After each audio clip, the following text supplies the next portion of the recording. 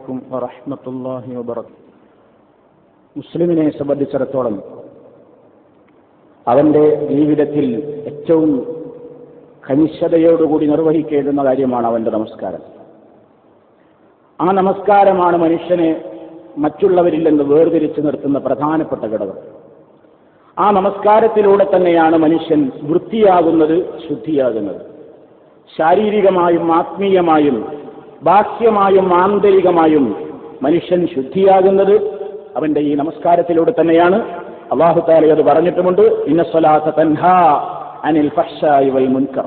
തീർച്ചയായും നമസ്കാരം മനുഷ്യനെ നീചവും നികൃഷ്ടവുമായ എല്ലാ വൃത്തികേടുകളിൽ നിന്നും സംസ്കാര ശൂന്യതകളിൽ നിന്നും മനുഷ്യനെ തടഞ്ഞു നിർത്തി അവനെ നല്ലൊരു മനുഷ്യനാക്കി മാറ്റുന്നു എന്ന് അല്ലാഹു സുബ്ഹാനഹു വ തആല പറയുന്നു. ഇത് നമ്മുടെ ജീവിതത്തിലൊക്കെ കാണണം. നിസ്കാരത്തിൽ നിന്ന് കിട്ടുന്ന പ്രകാശം നമ്മുടെ എല്ലാ സ്ഥലങ്ങളിലും അത് കാണണം. നമ്മുടെ ജീവിതത്തിൽ, നമ്മുടെ ആചാരങ്ങളിൽ, നമ്മുടെ അനുഷ്ഠാനങ്ങളിലൊക്കെ അത് ഉണ്ടാകണം. മറ്റുള്ളവരുടേതായ ആചാരങ്ങളുടെയും അനുഷ്ഠാനങ്ങളുടെയും പിന്നാലെ പോകരുത്. സാന്ദർഭികമായി എൻ്റെ പ്രിയപ്പെട്ട ആളുകളോടൊരു കാര്യം പറയട്ടെ. ഓണാഘോഷത്തിന്റെ തിരക്കാണ് എല്ലായിടത്തും. എല്ലാ ആൾക്കാരും ഓണത്തിന്റെ പിന്നാലെയാണ്. എന്താണ് ഈ സമൂഹത്തിന് പറ്റിയത് എന്ന് എനിക്കറിഞ്ഞൂടാ. ഇതുവരെ പിന്തി നിന്നിരുന്ന, മടിച്ചു നിന്നിരുന്നവർ പോലും വളരെ ആവേശത്തോടുകൂടെ മുന്നോട്ട് വന്നിരിക്കുന്നു. അതിലേറ്റവും ഈ ഉള്ളവന് ഖേദം തോന്നുന്നത്, ഇസ്ലാമികമായ മനസ്സാക്ഷിയുള്ളവർക്ക് മുഴുവൻ ഖേദം തോന്നുന്ന ഒരു കാര്യം, ഇസ്ലാമിന്റെ പേരിൽ ഈ ആചാരം നടപ്പിലാക്കാൻ തുടങ്ങി എന്ന് വരുമ്പോൾ ഇതുമാത്രം അത് ഗൗരവമാണ്. സംഘടനകളുടെ പേരിൽ ഇസ്ലാം എന്നുണ്ടായാൽ അത് ഇസ്ലാമാണെന്നാണ് ആളുകൾ വിചാരിക്കുക. എന്നിട്ട് അവർ തന്നെ പൂക്കളമൊരുക്കാൻ മത്സരിക്കുക, അവർ തന്നെ ഇതിന്റെ പേരിൽ തോരണങ്ങൾ തൂക്കുക, അവർ തന്നെ ഇതിന്റെ പേരിൽ കളർ ബൾബുകൾ സംഘടിപ്പിക്കുക, അവർ തന്നെ ഇതിന്റെ പേരിൽ സദസ്സുകൾ സംഘടിപ്പിക്കുക. എവിടുന്നാണ് മുസ്ലിമീങ്ങളെ നമുക്ക് ഈ ആചാരം കിട്ടിയത്? ഇത് പറയുന്ന എന്നെക്കുറിച്ചും അല്ലെങ്കിൽ ഇത് പറയുന്ന ആളുകളെക്കുറിച്ചും പിന്തിരിപ്പനെന്നും ഈ പറയുന്ന വാക്കുകളെ പോലും ഈ ഖുതുബയ്ക്ക് ശേഷം ഒരുപക്ഷെ വിമർശന വിധേയമാക്കിയേക്കാം. പരിഹാസ്യമുള്ള പദങ്ങളെന്ന് പറഞ്ഞേക്കാം, പിന്തിരിപ്പനെന്ന് മുദ്രകുത്തിയേക്കാം, മതമൗലികവാദി എന്ന് പറഞ്ഞേക്കാം, സഹിഷ്ണുതയില്ലാത്തവനെന്ന് പറഞ്ഞേക്കാം, ലോകം തിരിയാത്തവനെന്ന് പറഞ്ഞേക്കാം. പക്ഷേ ഒരു ഇസ്ലാമിക പ്രബോധകനെ സംബന്ധിച്ചിടത്തോളം ജനങ്ങളുടെ കയ്യടിയോ ജനസമ്മതിയോ അല്ലല്ലോ അവൻ പ്രശ്നമാക്കേണ്ടത്. ദീനിനെ കുറിച്ച് എന്റെ പ്രിയപ്പെട്ട സഹോദരന്മാർ മനസ്സിലാക്കുക. എവിടുന്നാണ് ഈ ആചാരം വന്നത്? എന്താണ് ഈ ഓണം എന്ന് പറഞ്ഞാൽ? ഈ സമ്പ്രദായം ഇതൊരു ഏറ്റവും വലിയ ഒരു ശിർക്കിൽ അധിഷ്ഠിതമായ വിശ്വാസമാണ്. മുസ്ലിമീങ്ങൾ അവൻ ഏറ്റവും കൂടുതൽ വെറുക്കേണ്ടുന്ന ഒരു വലിയ പാപമാണ് ശിർക്ക്. ഇന്ന ശിർക്കല ഉൽമുൻ അദീം, ഏറ്റവും കഠിനമായ പാപമാണത്. അള്ളാഹു പൊറുക്കില്ലെന്ന് പറഞ്ഞ പാപമാണത്. നരകത്തിയിൽ പെട്ടുപോയാൽ പിന്നെ രക്ഷപ്പെടില്ലെന്ന് പറഞ്ഞ പാപമാണത്. ആ പാപത്തെ അതിന്റെ മേമ്പൊടി ചേർത്തിട്ടുള്ള ആചാരങ്ങളാണ് ഓണാഘോഷത്തിൽ മുഴുവൻ കാണുന്നത്. പൂക്കളം ഒരുക്കുന്നത് ആർക്ക് വേണ്ടി? മാതോരി ഒരുക്കുന്നത് ആർക്ക് വേണ്ടി? പുടവയുടുക്കുന്നത് ആർക്ക് വേണ്ടി? കമനീയമായി അലങ്കരിക്കുന്നത് ആർക്ക് വേണ്ടി? പണ്ടെങ്ങോ ചവിട്ടിത്താഴ്ത്തപ്പെട്ടു എന്ന് പറയുന്ന ഒരു നീതിമാനായ ഭരണാധികാരി പ്രജകളെ കാണാൻ വേണ്ടി ഓലക്കുടയുമേന്തിക്കൊണ്ട് നാടൊട്ടാകെ കാണാൻ വരുമ്പോൾ അയാളുടെ കണ്ണിന് കുളിർമ പകരാൻ വേണ്ടി രാജ്യത്തൊട്ടാകെയുള്ള പ്രജകൾ ആഘോഷങ്ങൾ നടത്തുന്നു എന്നതാണ് ഐതിഹ്യം. തൃക്കാക്കര അപ്പന്റെ ഭക്തിയാണ്, അയാളോടുള്ള ഭക്തിയാണ് ഓണാഘോഷത്തിന്റെ കാതൽ. ഈ കാതലാണ് മുസ്ലിമീങ്ങൾക്ക് പ്രശ്നം. അതുകൊണ്ട് തന്നെ ഏകദൈവ വിശ്വാസത്തിൽ അധിഷ്ഠിതമായി ജീവിക്കുന്ന, തൗഹീദിനെ കുറിച്ച് സ്നേഹിക്കുന്ന ഒരൊറ്റ മുസ്ലിമിന്റെയും മനസ്സ് ഈ ആചാരത്തോടൊരിക്കലും സമരസപ്പെട്ടു പോയിക്കൂടാ, അതിന്റെ പിന്നാലെ പോയിക്കൂടാ. ചിലരൊക്കെ ന്യായീകരണം പറയുന്നു, ഞങ്ങള് ആ നിലക്കുള്ള വിശ്വാസമൊന്നും ഞങ്ങൾക്കില്ല, ഞങ്ങൾക്ക് ആ നിലക്കുള്ള മറ്റുള്ള പ്രവർത്തനമൊന്നും ഞങ്ങൾ ചെയ്യുന്നില്ല, ഞങ്ങളിങ്ങനെ വെറുതെ അന്നൊന്ന് തെറ്റിമുണ്ടെടുക്കുന്നു, അതുപോലെ തന്നെ മറ്റു രൂപത്തിലുള്ള പല ആഘോഷങ്ങളും ചെയ്യുന്നു, അതിലിപ്പോ എന്താ തെറ്റ്? നിങ്ങളൊന്നും ഈ ലോകത്തല്ലേ താമസിക്കുന്നത് എന്ന് ചോദിച്ചുകൊണ്ട് പരിഹസിക്കുന്നു. പ്രിയപ്പെട്ട സഹോദര, ഒന്ന് ചിന്തിക്കൂ. നിങ്ങൾക്ക് വെറുപ്പുള്ളൊരു കാര്യം നടന്നു എന്ന് വിചാരിക്കുക. നിങ്ങളുടെ കുടുംബത്തിൽ നിങ്ങളുടെ ബാപ്പയെ ഒരാൾ കൊല ചെയ്തു എന്ന് വിചാരിക്കുക, അല്ലെങ്കിൽ നിങ്ങളുടെ പെങ്ങളെ ഒരാൾ അപമാനപ്പെടുത്തി എന്ന് വിചാരിക്കുക. നമുക്ക് പൊറുക്കുമോ അത്? നാം ഇഷ്ടപ്പെടുമോ അത്? നമ്മുടെ വികാരം അതിന്റെ പിന്നാലെ പോകുമോ? വിവേകം പിന്നാലെ പോകുമോ? പോകില്ല.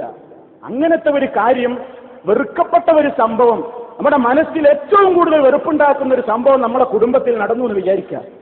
ഒരു കൂട്ടര് നമ്മുടെ കുടുംബത്തിൽ നടന്ന ഈ ഒരു സമ്പ്രദായം വാർഷികം അങ്ങനെ ആഘോഷിക്കണം. എല്ലാ കൊല്ലവും വരുമ്പോൾ അതിന്റെ പേരിൽ ചോറ് വെച്ച് വിളമ്പുക, ഇതിന്റെ പേരിൽ ആഘോഷം എന്ത്? അന്നത് നടന്ന പരിപാടിയാണ്. ഒരിക്കലും വലിയ സന്തോഷമാണ്. നിങ്ങളതിൽ പങ്കെടുക്കുമോ? കാരണം നിങ്ങൾക്ക് ഏറ്റവും മനോവശമുള്ള വെറുപ്പുള്ള ഒരു കാര്യമാണ് ഇവരുടെ ആഘോഷത്തിന്റെ തുടക്കം. എങ്കിൽ ശിർക്കിലധിഷ്ഠിതമായ തൃക്കാക്കര അപ്പനെ പ്രീതിപ്പെടുത്തുന്ന, ഓണത്തപ്പനെ തൃപ്തിപ്പെടുത്തുന്ന, അതുപോലെ തന്നെ ഒരു രാജാവ് പുനർജനിച്ചുകൊണ്ട് പ്രജകളെ കാണാൻ വേണ്ടി വരുമെന്ന് പറയുന്ന രൂപത്തിലുള്ള അന്ധവിശ്വാസങ്ങളിൽ അധിഷ്ഠിതമാണ് ഈ ഓണാഘോഷങ്ങൾ. അതിന്റെ പിന്നാലെ മുസ്ലിം പോയിക്കൂടാ. മതസൗഹാർദ്ദം എന്താ? മതസൗഹാർദ്ദം എന്ന് പറഞ്ഞാൽ എല്ലാ മതങ്ങളും പരസ്പരം ആദരിക്കലാണ് മതസൗഹാർദ്ദം. ഓരോരുത്തർ അവരവരുടെ വിശ്വാസമനുസരിച്ച് സ്വതന്ത്രമുള്ള രാജ്യത്ത് ജീവിച്ചോട്ടെ, ആരും അതിനെതിർക്കാൻ പോണ്ട.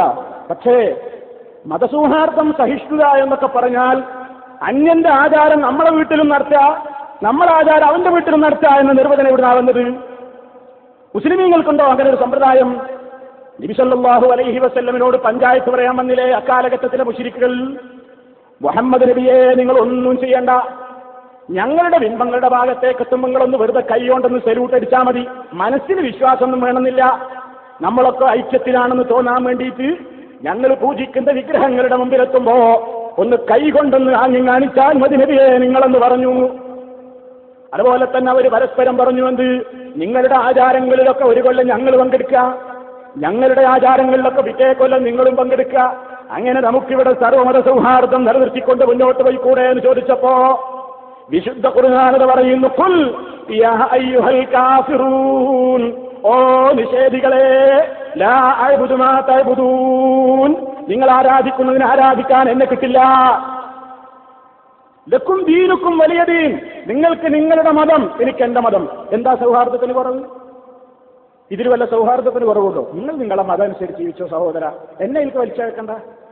എന്ത് വളരെ നന്നായിട്ട് പറഞ്ഞൂടെ? എന്നിട്ട് നമ്മൾ പൂക്കള ഒരുക്കുക, അതിന് മത്സരം, കമ്പവലി, ചാട്ടം, ഓട്ടം, മുണ്ടുടുക്കൽ മത്സരം, സാരി ഉടുക്കൽ മത്സരം, അതിനു വേണ്ട എല്ലാ സൗകര്യങ്ങളും സജ്ജീകരണങ്ങളും വിമർശിക്കപ്പെടുമെന്നറിയാത്തത് കൊണ്ടല്ല. ഞാൻ നേരത്തെ പറഞ്ഞത് ആവർത്തിക്കുന്നു, ലോകം തിരിയാത്തവനെന്ന് വിമർശിക്കുമെന്ന് എനിക്കറിയാം. പക്ഷേ ഇതെന്റെ ബാധ്യത. സ്വീകരിക്കലും സ്വീകരിക്കാതിരിക്കലും, ചടങ്ങുകളിൽ പങ്കെടുക്കലും അതിന്റെ പിന്നാലെ പോകലും പോകാതിരിക്കലും നിങ്ങളുടെ ഇഷ്ടം. സന്മാർഗം ദുർമാർഗത്തിൽ നിന്ന് വ്യക്തമായി കഴിഞ്ഞിരിക്കുന്നു. ആർക്കും എന്തിന്റെ പിന്നാലെയും പോകാം. പക്ഷേ ഇതൊരു മുസ്ലിമിന് കഴിയുമോ എന്ന് വിചാരിച്ച് നമ്മൾ ആരുടെയെങ്കിലും ഇതിനെ തകർക്കാൻ പോകുന്നുണ്ടോ? ഓരോരുത്തർക്കും അവരവരുടെ മതമനുസരിച്ച് അവർ ജീവിച്ചോട്ടെ, അതിന് നമ്മൾ മാനിക്കുന്നു. പക്ഷെ ആശംസിക്കാൻ പോകണ്ട.